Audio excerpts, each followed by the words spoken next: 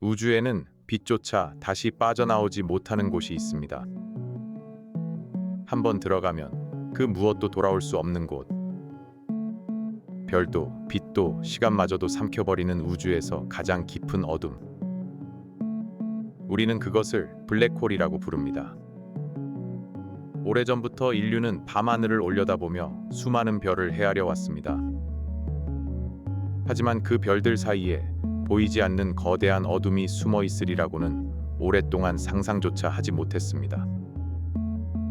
그 어둠의 경계 너머에는 과연 무엇이 있을까요? 오늘 밤 우리는 그 끝을 향해 아주 천천히 다가가 보려고 합니다. 서두를 필요는 없습니다. 편안하게 기대 앉으세요. 지금부터 우리는 우주에서 가장 무겁고 가장 신비로운 존재를 만나러 갑니다. 빛조차 길을 잃는 그곳으로 함께 떠나보시겠습니까? 저 멀리 별빛마저 휘어지는 한 점이 보입니다. 가까이 다가갈수록 주변의 빛들이 그 점을 향해 빨려들 듯 굽어집니다. 이것이 바로 블랙홀입니다. 블랙홀은 중력이 상상할 수 없을 만큼 강한 천체입니다. 얼마나 강하냐면 우주에서 가장 빠른 빛조차도 그 중력을 이기지 못하고 갇혀버립니다. 빛이 빠져나오지 못하니 우리 눈에는 그저 검은 구멍처럼 보입니다. 그래서 이름도 검은 구멍, 블랙홀입니다. 그런데 여기 흥미로운 사실이 있습니다.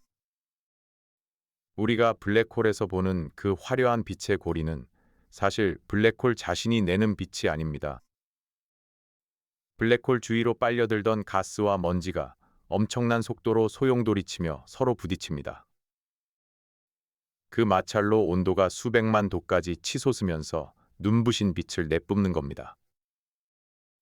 이 빛나는 고리를 강착 원반이라고 부릅니다. 어떤 블랙홀은 빨아들인 물질의 일부를 양쪽 극을 향해 거의 빛의 속도로 내뿜기도 합니다. 이 빛의 기둥은 수천 광년을 가로지를 만큼 거대해서 우주에서 가장 강력한 등대처럼 보이기도 합니다. 우주에서 가장 무거운 존재인데 정작 자신은 보이지 않고 빨려드는 것들의 비명만이 빛으로 보이는 셈입니다. 가장 어두운 것이 가장 밝은 빛을 두르고 있다니. 블랙홀은 그렇게 첫 만남부터 우리의 상식을 조용히 무너뜨립니다. 이 거대한 어둠은 도대체 어디서 시작되는 걸까요? 놀랍게도 블랙홀의 시작은 한때 가장 밝게 빛나던 별입니다. 태양보다 20배, 30배쯤 무거운 거대한 별을 떠올려 보세요. 이런 별은 안에서 핵융합을 일으키며 스스로의 무게에 맞서 활활 타오릅니다. 바깥으로 밀어내는 핵융합의 힘과 안으로 끌어당기는 중력이 아슬아슬하게 균형을 이루고 있는 겁니다. 하지만 수백만 년이 흐르고 마침내 별이 태울 연료를 모두 소진하면 그 균형은 한순간에 무너집니다. 바깥으로 버티던 힘이 사라지자 거대한 별은 자기 자신의 중력에 짓눌려 안으로 무너져 내립니다. 그 붕괴는 너무나 격렬해서 별의 바깥층은 거대한 폭발로 우주에 흩뿌려집니다. 이것이 바로 초신성 폭발입니다. 하나의 별이 죽는 이 폭발은 때로 은하 전체보다도 밝게 빛납니다. 그런데 모든 별이 블랙홀이 되는 것은 아닙니다. 태양과 비슷한 크기의 별은 조용히 식어가며 작은 별의 잔해로 남습니다. 조금 더 무거운 별은 원자조차 으스러진 중성자별이 됩니다. 오직 태양보다 수십 배는 무거운 별만이 그 마지막에 블랙홀이라는 가장 깊은 어둠에 이릅니다. 폭발의 한가운데 무너진 별의 중심은 한 점으로 계속 쪼그라듭니다. 쪼그라들고 또 쪼그라들어 마침내 빛조차 빠져나올 수 없는 블랙홀이 됩니다. 생각해보면 참 쓸쓸한 이야기입니다. 가장 크고 가장 밝게 타오르던 별일수록 가장 깊고 어두운 죽음을 맞이합니다. 블랙홀은 한 별이 남긴 가장 무거운 마지막 흔적인 셈입니다. 블랙홀에는 절대 넘어서는 안 되는 보이지 않는 경계선이 있습니다. 이 경계를 사건의 지평선이라고 부릅니다. 이름이 참 묘하지요. 이 선을 넘는 순간 일어나는 모든 사건은 바깥 세상에서는 영원히 볼 수도 알 수도 없기 때문입니다. 사건의 지평선 바깥에서는 충분히 빠르면 아직 탈출할 수 있습니다. 하지만 이 선을 단 한 걸음이라도 넘어서면 빛의 속도로 달아나려 해도 결코 빠져나올 수 없습니다. 그렇다면 이 경계는 얼마나 클까요? 여기 놀라운 사실이 있습니다. 만약 우리 태양이 블랙홀이 된다면 그 사건의 지평선의 반지름은 고작 3km에 불과합니다. 지름 140만 킬로미터의 거대한 태양이 작은 도시만 한 크기로 압축되는 겁니다. 지구라면 더 충격적입니다. 지구 전체를 블랙홀로 만들면 그 크기는 고작 지름 1.8cm, 작은 구슬 하나 정도입니다. 우리가 발 딛고 사는 이 거대한 행성이 손바닥 위 구슬만 해지는 겁니다. 그토록 거대한 것들이 한 점에 가까운 크기로 짓눌리는 것. 블랙홀이 무거운 이유는 그 크기가 커서가 아니라 엄청난 질량이 믿을 수 없이 작은 공간에 갇혀 있기 때문입니다. 사건의 지평선은 그 무엇도 돌아올 수 없는 우주의 마지막 문입니다. 사건의 지평선을 넘어 블랙홀의 가장 깊은 중심으로 들어가 봅니다. 물론 우리는 결코 그곳을 직접 볼 수 없습니다. 빛조차 나올 수 없으니 그 안에서 무슨 일이 벌어지는지는 누구도 확인한 적이 없습니다. 다만 우리의 물리학이 가리키는 그 중심에는 특이점이라 불리는 한 점이 있습니다. 특이점은 정말 기묘한 곳입니다. 블랙홀로 빨려든 그 모든 별과 가스와 빛이 부피가 염인 단 하나의 점으로 모입니다. 부피는 염인데 그 안에 담긴 질량은 무한에 가깝습니다. 밀도가 무한대가 되는 상상조차 어려운 지점입니다. 더 놀라운 건 이 특이점 앞에서는 우리가 아는 물리 법칙이 모두 무너진다는 사실입니다. 우주를 설명하던 아인슈타인의 방정식조차 이곳에서는 답을 내놓지 못하고 멈춰 섭니다. 말하자면 특이점은 인간의 지식이 닿을 수 있는 가장 끝, 그 너머의 미지입니다. 어떤 과학자들은 이 특이점 너머가 또 다른 우주로 이어지는 통로일지도 모른다고 상상하기도 합니다. 물론 아직은 누구도 증명하지 못한 하나의 꿈 같은 가설일 뿐입니다. 우주에서 우리가 여기서부터는 아직 모른다고 솔직히 인정해야 하는 단 하나의 장소. 블랙홀의 중심에는 그렇게 우리가 풀지 못한 가장 깊은 수수께끼가 잠들어 있습니다. 블랙홀이 삼키는 것은 사실 별과 빛만이 아닙니다. 블랙홀은 시간마저도 휘어버립니다. 조금 어려운 이야기지만 천천히 따라와 보세요. 아인슈타인은 중력이 강할수록 시간이 느리게 흐른다는 것을 밝혀냈습니다. 이것은 단순한 이론이 아닙니다. 실제로 높은 산 위의 시계와 땅 위의 시계는 아주 미세하지만 다른 속도로 흐릅니다. 중력이 조금만 달라져도 시간이 달라지는 겁니다. 그리고 우주에서 중력이 가장 강한 곳이 바로 블랙홀 곁입니다. 그래서 블랙홀에 가까이 다가갈수록 시간은 점점 더 느리게 흐릅니다. 영화 인터스텔라를 보신 적 있다면 거대한 블랙홀 곁의 한 행성을 기억하실지 모릅니다. 그 행성에서의 단 1시간이 멀리 떨어진 지구에서는 무려 7년에 해당했습니다. 그곳에서 잠깐 머물다 돌아온 사람은 지구에 두고 온 가족이 수십 년을 늙어버린 걸 보게 됩니다. 더 신비로운 장면도 있습니다. 만약 누군가 블랙홀의 사건의 지평선을 향해 떨어진다면 멀리서 그 모습을 지켜보는 우리에게는 그가 경계에 닿기 직전 시간이 멈춘 듯 영원히 그 자리에 머물러 있는 것처럼 보입니다. 그의 모습은 점점 붉어지고 점점 희미해지다가 마침내 그 자리에 박제된 듯 멈춰버립니다. 블랙홀은 공간을 삼키는 것을 넘어 시간이라는 강물마저 그 앞에서 멈춰 세웁니다. 가장 무거운 어둠 앞에서는 흐르던 시간조차 숨을 죽입니다. 그렇다면 만약 누군가 블랙홀로 직접 떨어진다면 어떻게 될까요? 조금 섬뜩하지만 과학이 들려주는 이야기를 함께 들어봅니다. 블랙홀에 가까워지면 우리 몸에는 아주 기묘한 일이 벌어집니다. 블랙홀에 더 가까운 발끝과 조금 더 먼 머리에 작용하는 중력의 차이가 어마어마하게 벌어집니다. 발은 강하게 끌리고 머리는 덜 끌리니 몸은 위아래로 길게 늘어나기 시작합니다. 마치 가느다란 국수 가락처럼 말입니다. 과학자들은 이 현상에 진지하게 이름까지 붙였습니다. 바로 스파게티화입니다.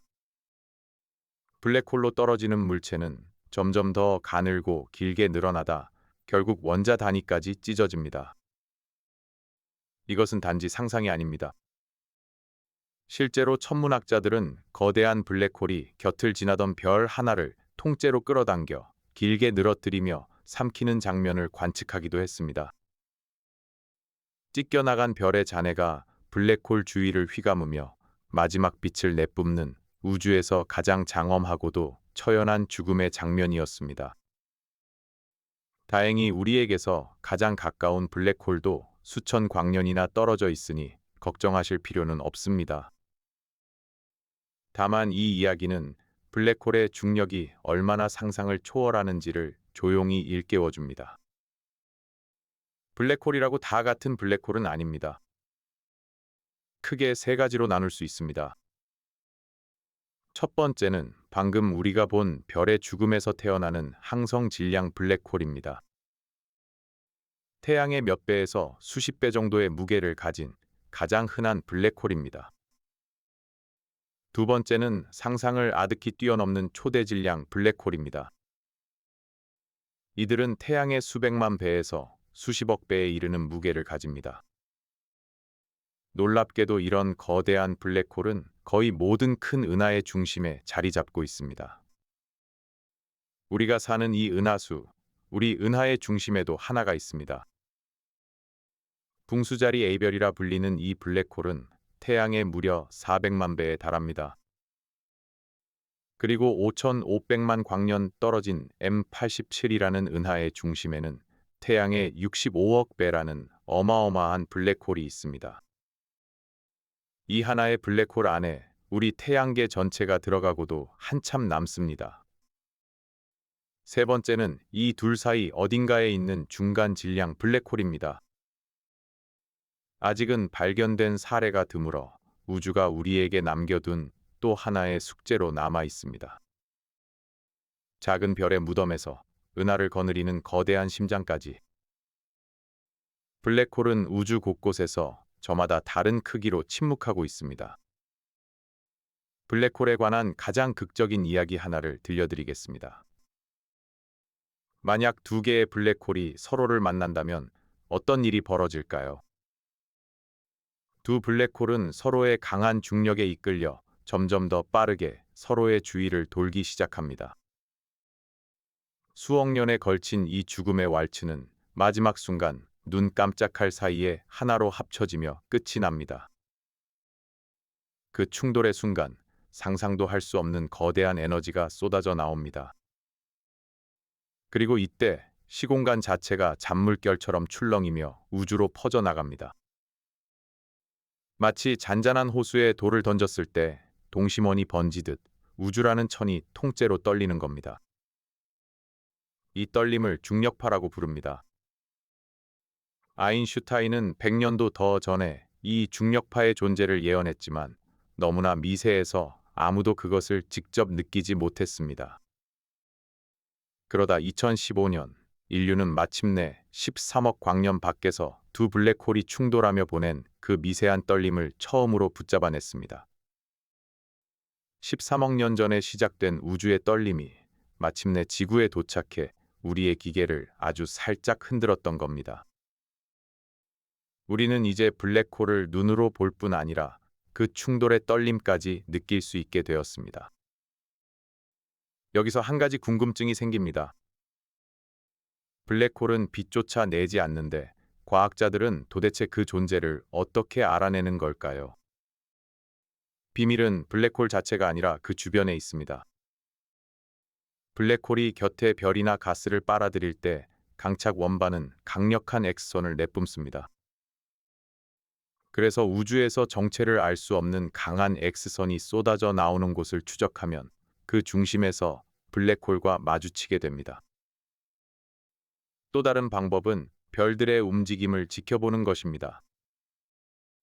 우리 은하의 중심에서 텅 빈 것처럼 보이는 한 점의 주위를 엄청난 속도로 돌고 있는 별들이 발견되었습니다. 아무것도 보이지 않는데 그 별들은 보이지 않는 거대한 무언가에 단단히 붙들려 있었습니다. 과학자들은 무려 수십 년 동안 이 별들의 궤도를 끈질기게 추적했습니다. 그리고 마침내 그 중심에 태양의 400만 배에 이르는 블랙홀이 숨어 있다는 것을 증명해냈습니다. 이 위대한 발견은 노벨 물리학상으로 이어졌습니다. 보이지 않아도 그것이 주변에 남긴 흔적으로 우리는 어둠의 존재를 읽어냅니다. 블랙홀은 스스로를 숨기지만 그 강한 중력은 결코 숨길 수 없는 셈입니다. 블랙홀이 늘 어둡기만 한 것은 아닙니다. 때로는 우주에서 가장 밝은 빛을 만들어내기도 합니다. 아주 먼 옛날, 갓 태어난 은하의 중심에서는 거대한 블랙홀이 엄청난 양의 가스를 한꺼번에 집어삼켰습니다. 그렇게 많은 물질이 빨려들면 강착 원반은 상상을 초월할 만큼 뜨겁고 밝게 타오릅니다. 그 밝기가 얼마나 대단하냐면 은하 전체에 있는 수천억 개의 별을 모두 합친 것보다도 밝습니다. 단 하나의 블랙홀 주변이 은하 전체보다 밝게 빛나는 겁니다. 이렇게 맹렬하게 타오르는 블랙홀의 심장을 우리는 퀘이사라고 부릅니다. 퀘이사는 수십억 광년이나 떨어져 있어도 보일 만큼 밝습니다. 다시 말해, 우리가 보는 퀘이사의 빛은 수십억 년 전 어린 우주에서 출발한 빛입니다. 가장 어두운 블랙홀이 가장 밝은 등대가 되어 우주의 가장 먼 과거를 우리에게 비춰주고 있는 셈입니다. 모든 것을 삼키는 어둠이 동시에 우주에서 가장 환한 빛을 낳는다니. 블랙홀은 끝까지 빛과 어둠이라는 두 얼굴을 함께 품고 있습니다. 오랫동안 블랙홀은 이론과 상상 속에만 존재하는 천체였습니다. 빛조차 나오지 않으니 사진을 찍는다는 것은 불가능해 보였습니다. 그런데 2019년 4월 인류는 마침내 해냈습니다. 사상 처음으로 블랙홀의 모습을 사진에 담은 겁니다. 그 주인공은 바로 5,500만 광년 밖 M87 은하의 중심에 있는 거대 블랙홀이었습니다. 사진 속에는 가운데가 텅 빈 검은 그림자와 그것을 감싼 주황빛 고리가 선명하게 담겨 있었습니다. 빛이 빠져나오지 못해 생긴 검은 부분, 그리고 그 주위를 휘감은 강착 원반의 빛이었습니다. 그런데 이 사진을 찍기 위해 과학자들은 거의 불가능에 가까운 일을 해냈습니다.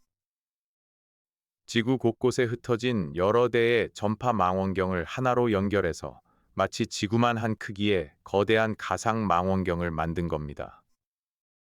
이 망원경에 사건의 지평선 망원경이라는 이름을 붙였습니다. 그리고 2022년에는 우리 은하 중심에 있는 궁수자리 A별 블랙홀의 모습까지 담아냈습니다.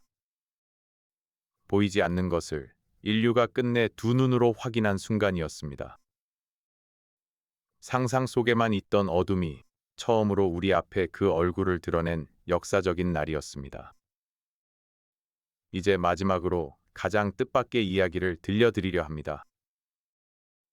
영원할 것만 같은 이 블랙홀도 사실은 아주 천천히 사라지고 있다는 사실입니다. 이 놀라운 발견을 한 사람은 물리학자 스티븐 호킹입니다. 호킹은 블랙홀의 사건의 지평선 바로 근처에서 아주 미세한 빛과 입자가 새어나온다는 것을 밝혀냈습니다. 블랙홀은 모든 것을 삼키기만 하는 줄 알았는데 아주 조금씩 무언가를 내보내고 있었던 겁니다. 이 현상을 그의 이름을 따 호킹 복사라고 부릅니다. 블랙홀은 이렇게 조금씩 에너지를 잃으며 헤아릴 수 없이 긴 시간에 걸쳐 천천히 증발해 갑니다. 작은 블랙홀일수록 더 빨리, 거대한 블랙홀은 우주의 나이보다도 훨씬 더 긴 시간에 걸쳐 사라집니다. 그 시간은 너무나 길어서 숫자로 적으면 염이 100개도 넘게 붙을 정도입니다. 그러니 우리가 사는 동안 혹은 지구가 사라진 뒤에도 한참 동안 블랙홀은 그 자리에 있을 겁니다. 하지만 아주 먼 미래의 언젠가는 우주에서 가장 무겁던 그 어둠조차 마지막 빛을 내며 조용히 사라질 것입니다. 영원한 것은 우주에 아무것도 없는지도 모릅니다. 가장 강하고 가장 깊던 어둠조차도 말입니다. 우리는 블랙홀의 경계 앞까지 함께 다가왔습니다. 별이 어떻게 어둠이 되는지를 보았고 시간이 멈추는 곳을 지났으며 인류가 처음으로 그 얼굴을 마주한 순간도 함께했습니다. 하지만 그 경계 너머 사건의 지평선 안쪽에 무엇이 있는지는 끝내보지 못했습니다. 어쩌면 우리는 영원히 그 답을 알 수 없을지도 모릅니다. 그러나 블랙홀은 보이지 않는 그 침묵으로 우리에게 많은 것을 가르쳐 줍니다. 빛에도 한계가 있다는 것을, 시간이 절대적이지 않다는 것을, 그리고 우주에는 우리가 아직 닿지 못한 신비가 가득하다는 것을 말입니다. 그 어둠 너머에 무엇이 있는지 우리는 아직 알지 못합니다. 그래서 우리는 오늘 밤도 고개를 들어 그 깊은 우주를 올려다봅니다. 언젠가 그 답에 한 걸음 더 다가가기를 바라면서 말입니다. 오늘의 여행이 마음에 닿으셨다면 구독으로 함께해 주세요. 다음 여행에서는 시간과 공간을 잇는다는 신비로운 통로, 웜홀의 이야기를 들고 찾아오겠습니다. 여기까지 우주에서 가장 깊은 어둠으로의 긴 여행에 함께해 주셔서 고맙습니다. 부디 오늘 밤 당신의 잠자리가 이 별들처럼 고요하고 평화롭기를 바랍니다.